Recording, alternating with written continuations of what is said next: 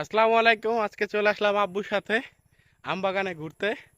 হ্যাঁ, তো আইসা আমরা আম পাইতেছি, যে হিমসাগর আছে আম হাতে, আব্বুর হাতেও আছে।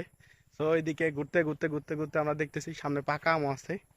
আমরা দেখতেছি ভালোই লাগতেছিল, বাট বেশিরভাগ আমি হচ্ছে পাকা আছে, আছে। এদিকে হচ্ছে হিমসাগর, এটা কি হচ্ছে ইয়াম, পিছনে হচ্ছে আম্রপলি, আর এইদিকে হচ্ছে গিয়ে হিমসাগর আম। এইদিকে দেখতে পাচ্ছেন হিমসাগর।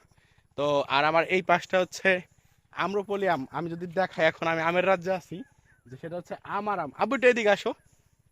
তো আমাদের পিছনে কি পরিমাণ আম একটু দেখাই আপনাদেরকে। এই যে দেখেন, এই যে মুখের সাথে লাগা যায় আম। এই যে আমার বাবা চলে আসছে। তো হচ্ছে দেখতে পাচ্ছেন যে আম কি পরিমাণ আম হইছে, যে গাছে যে মুখের সাথে লাগা যায়। এই যে এরকম, এই দেখেন, দেখছেন মুখের কাছে চাইলে আপনি হা করে আম খাইতে পারবেন। তো এত সুন্দর একটা পরিবেশ। সামনে যদি একটু আগে আসাবো, যে হচ্ছে এই দিকটাও যদি আমরা যাই, একটু দেখাই আপনাদেরকে। সো এই দিকটা হচ্ছে প্রচুর পরিমাণে আম্রপলি আম রয়েছে। এখন আসলে আম্রপলি বাগানের আম আসলে হারভেস্ট করা শুরু হয় নাই, এই জন্য আর কি। এই দিকটা হচ্ছে আম্রপলি। এই যে দেখেন, এই যে মাথার সাথে লেগে যাচ্ছে আব্বু, এই যে দাঁড়ানো, এইদিকে যদি একটু দেখাই, এই যে দেখেন কি পরিমাণ আম্রপলি আম হয়েছে আসলে বাগানে। আসলে আল্লাহর কত বড় রহমত, আসলে এইভাবে আম আমরা দেখতে পারবো কল্পনা করি নাই। তো আজকে বিকেলবেলা বাবা ছেলে বের হয়েছিলাম ঘুরতে। তার ঘুরতে আইসা আমরা যে বাবার আমি ঘুরতেছি, মানে আব্বু আর আমি ঘুরতেছি, আর দেখতেছি যে আম বাগানে কি অবস্থা। সো প্রচুর পরিমাণে আম ধরছে আসলে বাগানে, যা বলার বাইরে। সো এদিকটা হচ্ছে লেবু গাছ, কারণ লেবু গাছগুলো লাগানো হয়েছে এইমাত্র একমাত্র কারণ হচ্ছে যাতে করে যেন অন্য কোনো মানুষজন সহজে না ঢুকতে পারে, আম না নিতে পারে, সেই জন্য হচ্ছে এটা করা।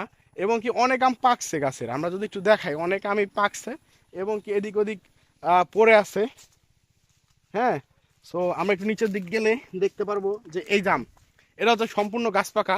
এর টাম, এটা সম্পূর্ণ গাছ পাকা। ঘ্রাণটাও অসাধারণ একটা ঘ্রাণ। আমরা যদি আরো দেখাই, আরো আম পড়ে আছে, যদি একটু দেখাই আপনাদেরকে, এই দেখেন এই আমগুলো সব হচ্ছে গাছ পাকা আম।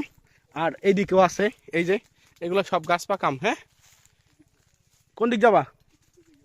না, আমরা ওই দিক দিয়ে যাই, আসো ওই দিক দিয়ে।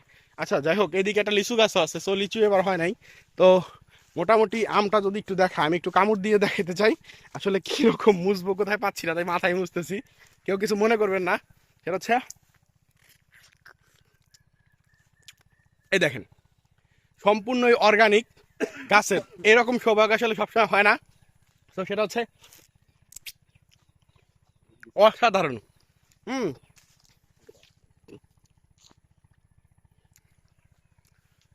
তো আমরা মোটামুটি একটা অংশ খেয়ে নিলাম আমের। তো খুবই ভালো লাগতেছে আসলে আম বাগানে আইসা এইভাবে আম খাওয়াটা আসলে সৌভাগ্য অনেকের হয় না। সো এদিকে আরো পাকা আম আছে, আমরা দেখাই। এই যে আম্রপলি আর আম্রপলি, এইদিকে আছে হিমসাগর এবং হাড়িভাঙা। এইদিকে মোটামুটি বড় ধরনের আম আমরা দেখতে পাচ্ছি। আর সামনের দিকে আছে ব্যানানা ম্যাঙ্গো।